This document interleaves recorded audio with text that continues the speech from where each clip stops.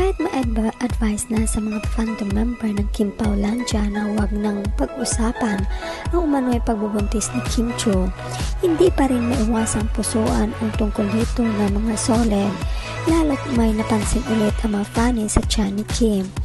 Viral ngayon sa Kim Pao fandom ang na-screenshot na zoom-in photo ni Kim na nagpapakita sa ipinapalagay nilang pregnancy band. Kuha ang larawan sa noontime show na aktres kung saan sumisilip sa gilid ng suot nito ang isa tela waist o tummy band na itim. Nagkamaungpan si Kim at Bashir White kahapon noong July 31 sa show. Ilang Kim Pao fani ang kumuha ng screenshot habang nakatagilid si Kim at kinakausap ang isang contestant. Makikita ngang nakasungaw ang tummy band si Kim na hindi naitago sa suot nito.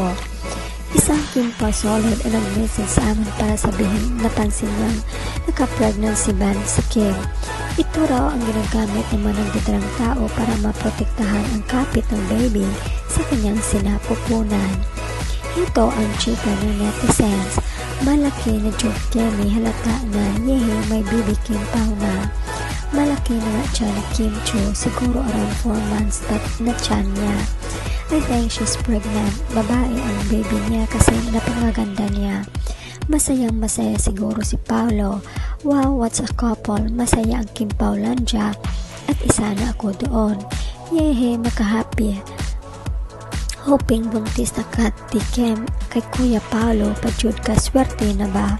Love you Kemi, kahit anong tingin ko, baby bump talaga. Excited lahat ang Kim Pao fans sa inyo ni Paolo Avellino. Mapapaulala sa bump gender reveal na nga ba talaga is coming. Halata na baby bump niya, di yan busog lang. True talaga na buntis siya. Think she's pregnant, which is good for her. Alam na mga kababaihan yan, woman instinct, looks baby girl, maaliwalas ang mukha niya. Mukhang buntis na siya sa suot niya. Anyway, ilang taon na rin siya. Sana buntis na nga si Kim. Excited na rin kami nakita ang meme mo. Sana babae. I think buntis talaga, pero if that case, super happy ako kasi nasa tamang edad na rin para maka-baby.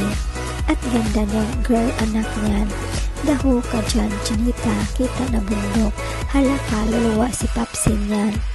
Mas malusog na ata si Kim ngayon. Nako, may secret wedding kaya naganap na. Kapag nawala na talaga siya sa showtime, buntis yan. Jack, sa bag mo yan, maglalagi.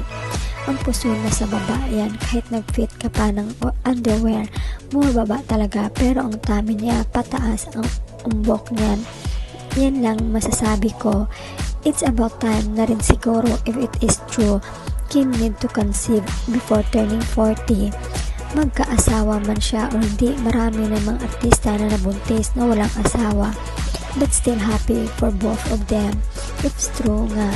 Sa ngayon, abala sina Kim at Paolo sa shoot ng sinasabing pelikula nila sa taong ito. Isasali daw ito sa MMFF 2026 na magbubukas sa December 25.